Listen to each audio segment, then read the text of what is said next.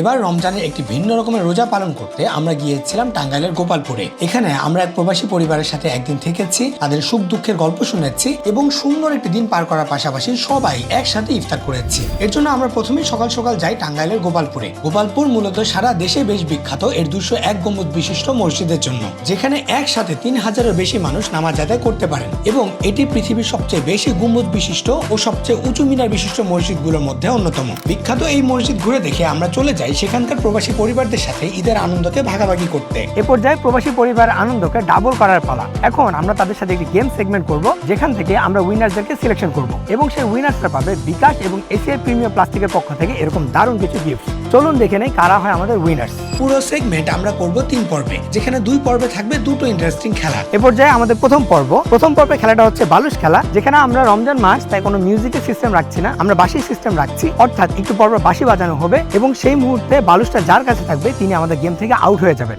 এবং ফাইনালি 3 জনকে আমরা উইনার হিসেবে সিলেক্ট করব, যারা আমাদের গিফটগুলো পাবেন। আসুন শুরু করি। ওকে, রেডি, 1 2 3। পার করেন। মারলো বালুশি, মারলো বাঁশি, মারলো বাঁশি।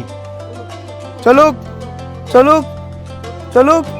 এই আপা, হ্যাঁ শেষ। আমরা একজন আউট করে ফেলছি। সাবধানে। এই আপা, গুড আপা। আচ্ছা, বড় করি, আরো দূরে যাই। ধীরে ধীরে কমতে থাকে আমাদের পার্টিসিপেন্ট। বাঁশির আওয়াজের সাথে আউট হতে হতে থাকেন কেবল ভাগ্যবানরাই। জাস্ট 3 জন, একজন আউট হতে হবে, জাস্ট একজন। হ্যাঁ, দুর্দান্ত। ক্যাচ দেওয়া যাবে না, হাতে দিতে হবে। হ্যাঁ, সাবাস। আরেকটু ফালানো যাবে না, তাড়াতাড়ি দেন। হ্যাঁ, যে আউট হবে সে শেষ, সবাই পুরস্কার পাবে। হ্যাঁ, আপা। তো ফাইনালি আমরা আমাদের বিজয়ী 3 জনকে পেয়ে গেছি, যারা আজকে পুরস্কৃত হবেন। এবং শেষে দেওয়া হয় প্রবাসী পরিবারের বিজয়ীদেরকে এসিআই প্রিমিয়াম প্লাস্টিক ও বিকাশের পক্ষ থেকে পুরস্কার। এবার হচ্ছে আমাদের ভাইয়াদের জন্য সেগমেন্ট। এই পর্বে ভাইয়ারা যেটা করবে, একটা বল নিক্ষেপ করবে এবং সেই বলটাকে এখানে বালতিতে ঢুকাতে হবে। সো যারা ফাইনালে ঢুকাতে পারবেন তাদের মধ্যে থেকে 3 জনকে নিব আমাদের উইনার হিসেবে এবং তারাই পাবেন আমাদের এই গিফটস। আসেন শুরু করি। দেখো, এই দাগ পার হলে ডিসকোয়ালিফাই। হ্যাঁ, রেডি, 3 2 1, মারো। পরে নাই, পড়ুক। এই রে, পড়ছে। সাবাস ভাই, সাবাস। রেডি, 1 2 3। ওকে 1 2 3। আহারে, পড়লো না। প্রথমবার আমরা আমাদের কাঙ্ক্ষিত 3 জন উইনারকে পাইনি, তাই তাদেরকে চান্স দেওয়া হয় আরেকবার এবং সেখান থেকে আমরা পেয়ে যাই আমাদের 3 জন উইনার্স। আর বিজয়ীদেরকে দেওয়া হয় এসিআই প্রিমিয়াম প্লাস্টিক ও বিকাশের পক্ষ থেকে পুরস্কার। আমাদের অ্যাক্টিভিটি গেম সেগমেন্ট শেষ। এবার চলে যাব আমরা কুইজ পর্বে। সেখানে আমরা খুব সিম্পল কিছু প্রশ্ন উত্তর করব এবং এই যে 5টি গিফট আছে, এই 5টি গিফট আমরা উইনারদেরকে দিয়ে দিব। আসুন শুরু করি। আপা, ভাইয়া যখন বিদেশ থেকে টাকা পাঠায় তখন আপনারা বিকাশ থেকে কখনো এটিএম থেকে টাকা তুলছেন? কিরকম চার্জ কাটে? অনেক বেশি, খুবই কম? কত টাকা? হাজারে কত? 7 টাকা। 1000-এ 7 টাকা। সুন্দর উত্তর দিয়েছেন আপা, 1000-এ মাত্র 7 টাকা কাটে। এই ভাই, আপনার কাছে একটু কঠিন প্রশ্নটা হচ্ছে, বিকাশে তো অনেক দেশ থেকে টাকা পাঠানো যায়, এখন আসলে কতগুলো দেশ থেকে টাকা পাঠানো যায়? আমি আপনাকে অপশন দিই, সহজ করে দিই। 4টা দেশ, 5টা দেশ, 50টা দেশ, নাকি 140টারও বেশি দেশ থেকে? 140টারও বেশি দেশ থেকে। সুন্দর উত্তর দিয়েছেন আরিফ ভাই। একটু কঠিন প্রশ্ন আপনার জন্য, সেটা হচ্ছে প্রণোদনাটা কি পরিমাণের বা এটার অ্যামাউন্ট কত, এটা কি আপনি জানেন? কি বলেন তো? 2.5%। Wonderful answer. এটা হচ্ছে 2.5%। তো উনি সঠিক উত্তরটা দিয়েছেন, যার কারণে এসিআই প্রিমিয়াম প্লাস্টিক এবং বিকাশের পক্ষ থেকে ওনার জন্য গিফট।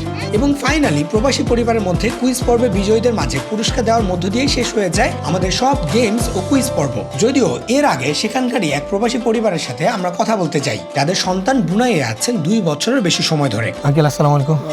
আন্টি আসসালামু আলাইকুম। ভাবি আসসালামু আলাইকুম। ভালো আছেন আপনারা? তো আপনাদের ছেলে তো মনে হয় দেশে বাইরে থাকে, কোন দেশে আছে? ব্রুনাই। কত বছর হলো? 2 বছর। তো দেশে আসা যাওয়া করে? দেশে আসছে 2 বছরে? কুরবানি ঈদের আগে আসার কথাবার্তা আছে।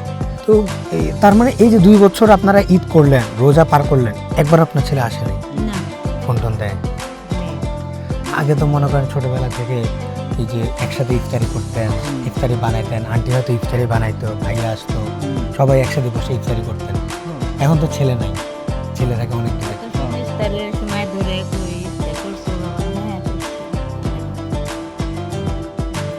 ভিডিও কলে ফোন দেয়। ঈদের সময়টা কেমন হয়? ঈদের সময় তো মনে করেন আপনারা সবাই জামা কাপড় কেনেন, ছেলের জন্য, নিজের জন্য আগে জামা কাপড় কিনতেন, ভাইয়া থাকলে হয়তো জামা কাপড় কিনে দিত। এখন তো ছেলে নাই, ঈদের সময়টা আসলে ওই সময় আমরা কিনতেই চাই না, যে ছেলে নাই আমরা কিনা কি করি। ভাবির আসলে কেমন লাগে? মেয়ে বাবার কথা বলেন আপনি? সেই সময় দেখে দেয়। হ্যাঁ রোগী আমার ছেলে ওখান থেকে এমনি এই যে ওখানে থাকতেছে এত সময় হইলো, সবসময় কি মানে যখন আপনাদের প্রয়োজন হয় টাকা পাঠাতে পারে? হ্যাঁ টাকা পাঠায়? কিসে পাঠায় টাকা? বিকাশে পাঠায় না? এত মানে বিকাশে এত মাধ্যম থাকলে বিকাশে কেন? যখন তখন ইমার্জেন্সি, মনে করি যে কোনো টেনশন নাই, কোনো জোর ঝামেলা নাই, টাকা ঘরে বসে পাওয়া যায়। নিরাপদ, হ্যাঁ নিরাপদ, তাড়াতাড়ি পাওয়া যায়। তাড়াতাড়ি পাওয়া যায়। আপনার- আমার এখন দরকার, এখন ছেলের কাছে বললে যে বাবা আমার টাকার দরকার, হুম, ওই মুহূর্তে টাকা দিয়ে দেয়। বুঝেছি। হ্যাঁ তখন টাকা পেয়ে যায়। ভালো লাগলো যে আসলে আপনারা সবাই আমাদের দেশের বিকাশের উপর আস্থা রাখছেন। ভাই এত কষ্ট করতেছে, এত কষ্টে টাকা পাঠাচ্ছে এবং নিরাপদে আপনারা সেটা পাচ্ছেন।